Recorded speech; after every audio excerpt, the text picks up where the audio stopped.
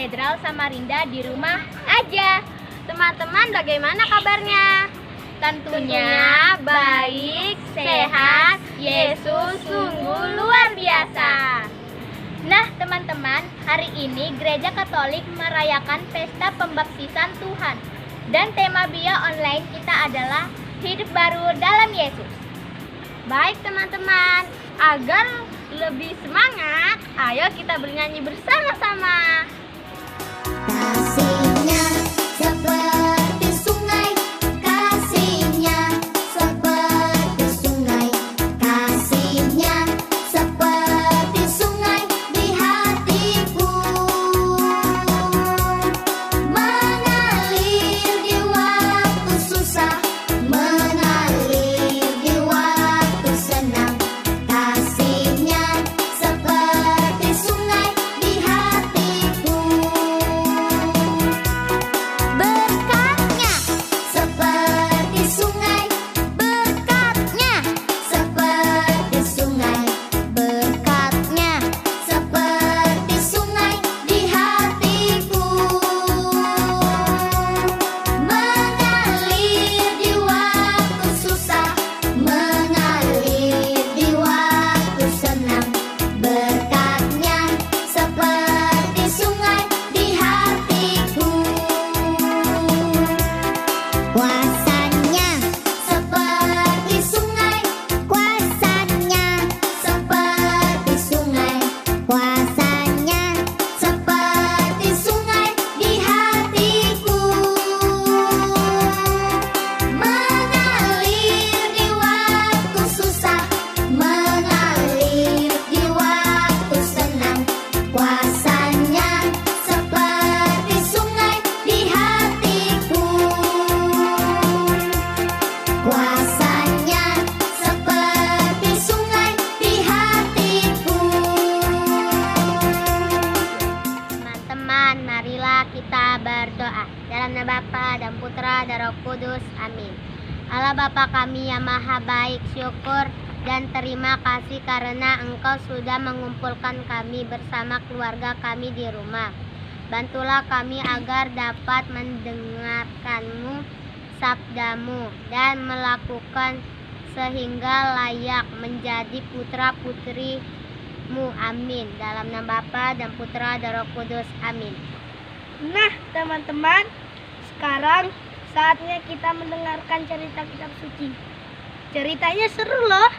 Yuk kita mendengarkan bersama-sama.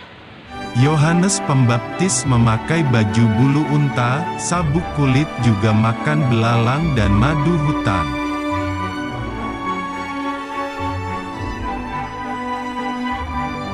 Yohanes adalah seorang pembaptis.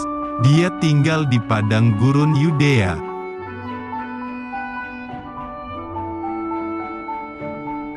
Yohanes berseru agar semua orang bertobat karena kerajaan sorga sudah dekat.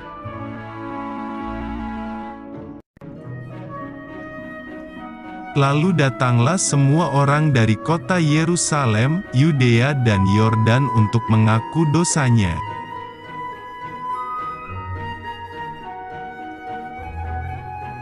Maka datanglah Tuhan Yesus ke sungai Yordan untuk bertemu Yohanes Pembaptis.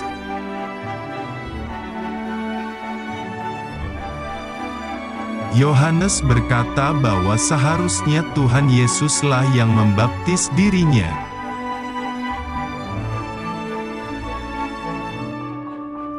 Tuhan Yesus berkata bahwa dia harus dibaptis sesuai perintah Allah Bapa.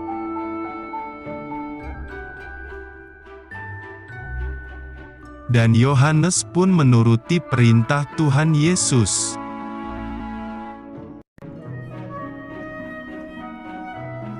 Tuhan Yesus ditenggelamkan di air sebentar saja.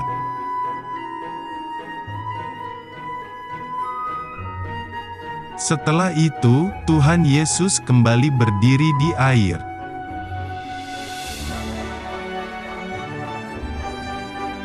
Lalu Tuhan Yesus segera keluar dari air.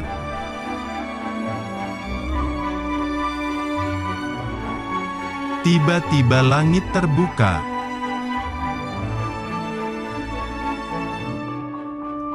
turunlah Roh Allah dari sorga dalam bentuk burung merpati ke atas Tuhan Yesus.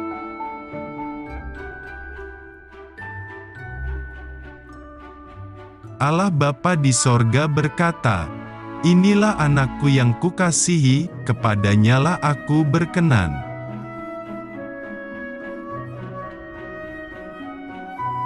Hari Raya Pembaptisan Yesus. Injil diambil dari Injil Markus bab 1 ayat 7 sampai 11. Injil dalam Hari Raya Pembaptisan Yesus ini menegaskan bagaimana Yesus dibaptis di Sungai Yordan oleh Yohanes Pembaptis. Yohanes Pembaptis mempersiapkan kedatangannya. Yesus dibaptis di Sungai Yordan oleh Yohanes. Yesus rela dibaptis dengan air. Yesus melihat langit terkoyak dan Roh Tuhan turun atasnya. Terdengar suara di surga, "Engkaulah anak yang kukasihi, kepadamulah aku berkenan." Mengapa baptisan Yesus terjadi seperti ini? Semuanya adalah rancangan dan jalan Allah. Satu ide yang bisa dikembangkan dari bacaan-bacaan hari raya ini adalah ikutilah rancangan dan jalan Tuhan. Bacaan pada hari raya ini mewartakan bahwa Allah adalah sumber kekuatan sejati yang melampaui segala-galanya. Allah mempunyai rancangan dan jalan yang berbeda dari apa yang dipikirkan oleh manusia. Lihat, bangsa Israel merancang dan mencari jalan sendiri. Akhirnya mereka mengalami penderitaan, gersang, haus, dan lapar. Umat Yohanes ternyata mengurusi hidupnya dengan mengandalkan kekuatan sendiri. Mereka memecahkan masalah dalam hidup sehari-hari. Dengan demikian mereka hidup dalam kebimbangan. Satu yang membuat manusia selalu mengandalkan dunia, merancang sendiri, mencari jalan sendiri adalah dosa. Maka rancangan Allah adalah dosa itu harus dicabut melalui baptisan sebagaimana dimulai oleh Yesus. Baptisan Yesus adalah sebagai penggenapan kehendak Allah, rancangan Allah, dan jalan Allah. Apakah kehendak Allah yang akan Yesus genapi dengan cara baptisan? Yaitu kematian di kayu salib. Baptisan Yesus dimaksudkan sebagai tanda solidaritas Yesus dengan manusia yang berdosa. Perlu diketahui bahwa sakramen baptisan adalah rancangan dan jalan Allah untuk menghapus dosa manusia. Setelah pembaptisan, dosa asal dan dosa pribadi seseorang akan dihapuskan. Baptisan juga melambangkan kematian bersama Yesus. Dengan masuk ke dalam air, orang yang dibaptis dilambangkan telah mati. Ketika ia keluar dari air, hal itu digambarkan sebagai kebangkitannya kembali. Baptisan yang diterima Yesus bukan sebagai tanda pertobatan, tetapi sebagai tanda Injil, yaitu mengorbankan dirinya menjadi yang terhukum di kayu salib. Salib menjadi pintu masuk surga. Barang siapa yang percaya kepada Yesus sebagai Tuhan dan juru selamatnya, maka ia pasti diselamatkan. Manusia diharapkan Allah untuk meninggalkan segala rancangan dan jalan pribadi yang senantiasa diikutinya. Semangat baptisan akan mengarahkan orang mengikuti rancangan dan jalan Tuhan. merenungkan makna pembaptisan Tuhan Yesus ini sebagai orang-orang yang telah menerima baptisan dalam nama Bapa dan Putra dan Roh Kudus, yaitu kita merayakan pertama teladan kerendahan hati, yang kedua teladan seorang pemimpin yang sejati, yang ketiga teladan yang senantiasa mengikuti rancangan dan jalan Allah. Yesuslah yang mengikuti rancangan dan jalan Allah Bapa demi keselamatan manusia.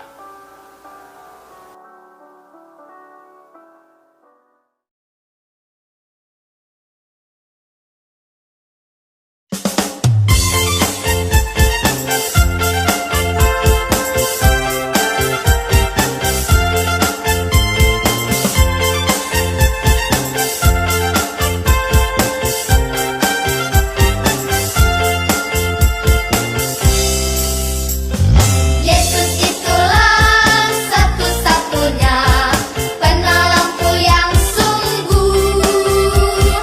Dia berjanji akan kembali angkat kita semua. Haleluya, puji Tuhan, upahmu besar di surga. Haleluya, puji Tuhan, upahmu besar di surga. Yesus itulah satu-satunya penolongku yang sungguh. Dia berjanji akan kembali angkat kita semua. Haleluya, puji Tuhan, upahmu besar di surga. Haleluya, puji Tuhan, upahmu besar di surga. Nah teman-teman, tidak terasa ya, sebentar lagi kita akan mengakhiri via online kita. Untuk itu, mari kita tetap menjaga kesehatan, rajin belajar, rajin berdoa, dan rajin membantu orang tua.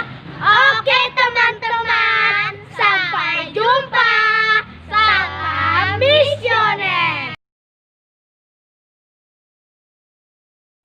Teman-teman, marilah kita berdoa. Dalam nama Bapa dan Putra dan Roh Kudus, amin.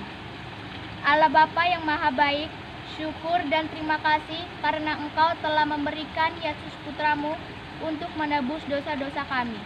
Bantulah kami agar dapat menjadi para pengikutnya yang setia, amin. Dalam nama Bapa dan Putra dan Roh Kudus, amin.